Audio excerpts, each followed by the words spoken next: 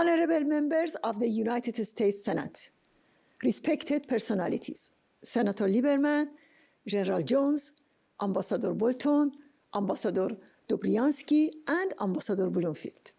I'm pleased to see you today to celebrate Nowruz, the start of the Iranian New Year. In Iranian poems and myths, Nowruz and spring means defeating winter. The people of Iran view Nowruz as a symbol of freedom for which they have sacrificed much in recent months. Today, the concept of freedom is at the center of a confrontation between two opposing sides. On one side is the Iranian people, and on the other side is the regime and its supporters with the sole aim of suppressing the uprising to keep the regime in power. The regime is using brutal suppression, such as killing hundreds of young protesters, executing political prisoners, and torture to crush the uprising. They also poisoned thousands of female students to achieve this goal. Khamenei wants to take revenge and terrorize the society. Despite suppression, other forms of resistance, like destroying regime symbols, have increased. Tuesday night, at the traditional festival of fire in Iran, despite regime's brutal suppression, people burned symbols of the regime and showed their determination and anger against the mullahs and their desire to bring freedom in Iran.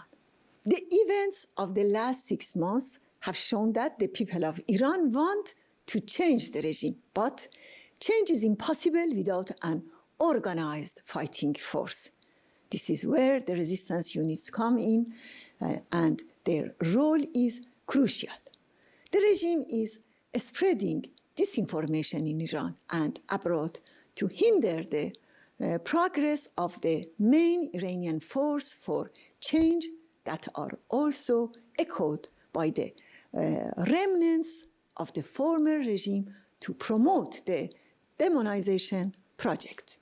They also attempt to prevent US House of Representatives from supporting Resolution 100 by using various false claims, but failed. Despite their efforts, as I said, the resolution was backed by 225 representatives. The Iranian regime is trying to convince people that foreign governments are trying to bring back the previous dictatorship to Iran. They are doing this to discourage the people from continuing their protests. This is a serious issue for the Iranian people who overthrew the Shah's regime in a popular revolution. One of their main slogans is "Death to the oppressor, be it the Shah or the mullah's leader." That's why Resolution 100 and the support of American representatives for the Iranian people's desire for a democratic republic based on the separation of the religion and the state neutralize the regime's plots. Distinguished senators and personalities, the Western government's policy of appeasement is another obstacle for the Iranian people's uprising. Although they publicly support the uprising, they are actually allowing the regime to sell oil. They speak out against oppression, but do not support the terrorist designation of the IRGC, which is the main force of repression. This policy will have harmful effects on the Iranian people's uprising. Despite all protests are ongoing in different cities for various reasons, and the situation is more explosive than ever. The situation cannot go back to how it was before. The protests started last September.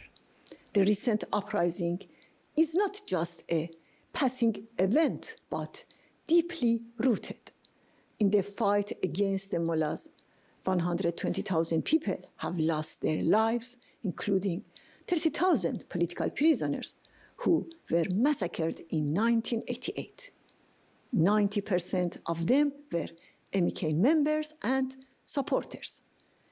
This huge loss of life is the price that the Iranian people paid for freedom, and it is one of the significant factors that continue to encourage the protests.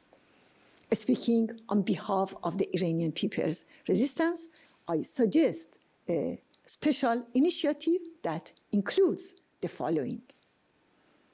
First, reactivate 6 UN Security Council resolutions to prevent the regime's efforts to obtain nuclear weapons.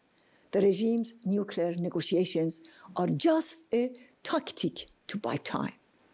Second, end the activities of the Iranian regime's supporters and lobbies in the United States. Third, impose comprehensive sanctions against the regime and its affiliated organizations and stop the regime's use of American markets, companies, and universities.